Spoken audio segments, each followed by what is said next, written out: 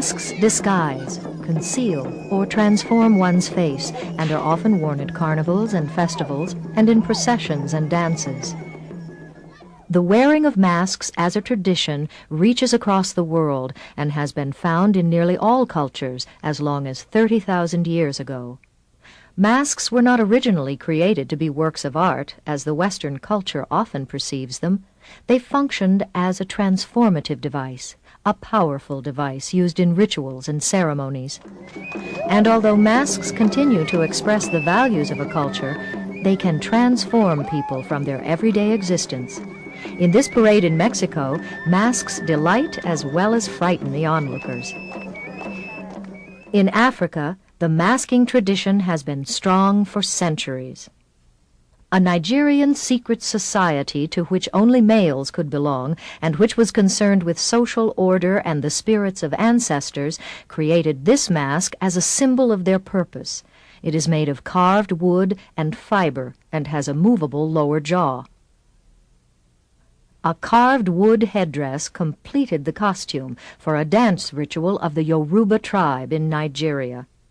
Animals like the spotted leopard and striped tiger often appear on African tribal masks.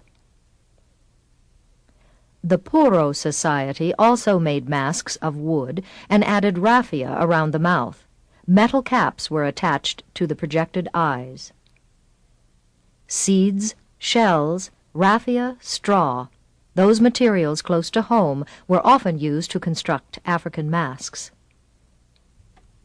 Beads are often seen in Cameroon masks, and some of these are the brilliant blue of semi-precious lapis lazuli, which are intricately woven into the design.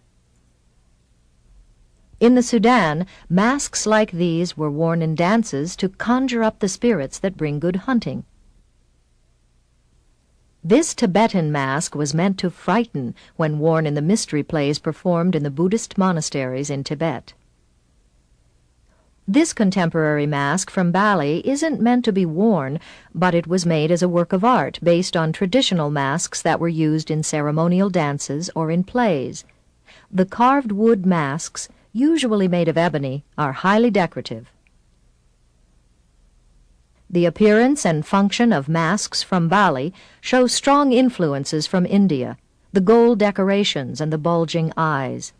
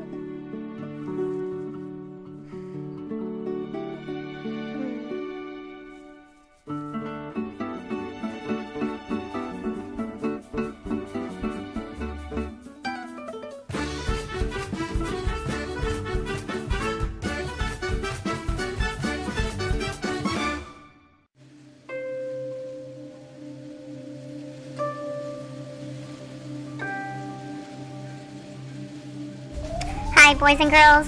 For today's awesome Outrageous Art lesson, we're going to learn about something awesome called Zentangles. And we're also going to learn about masks and meditation. So how do these all fit together? Well, a Zentangle is an abstract drawing created by using repetitive patterns. It's usually structured inside of a certain shape or a drawing. So it's a two-dimensional drawing, usually just black and white. So the elements of art that we're focusing on are lines, shapes, and we're focusing on the principles of art of pattern and repetition. Zentangles are also considered a type of doodle. They're made from repeating patterns, and it can be very fun and relaxing, just like meditating. Anyone can create Zentangle patterns. They always start with lines and are usually done in black and white. People all around the world create Zentangle patterns. They also, all around the world, create another type of art called masks. So today, your Zentangle can be drawn inside of a mask, or you can just pick a simple shape. Now, in art, there are two main kinds of shapes that we use. Geometric shapes that you study in math, like triangles, squares, stars, hearts, and free-form shapes that come from nature, or organic shapes, like leaf shapes, wind shapes, or paint splatter shapes. So first you're going to start with a shape, and you are going to start with a white piece of paper and pencil. If you chose to do a Zentangle mask, you can actually trace one of the mask molds that we have that are made out of plastic.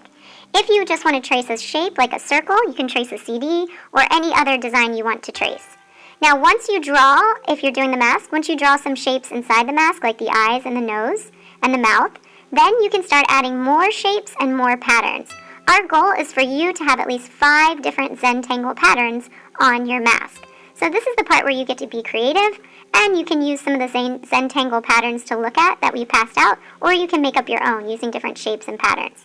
You want to fill up all the space inside your shape or inside your mask, and all of the shapes. You can even do shapes around your mask.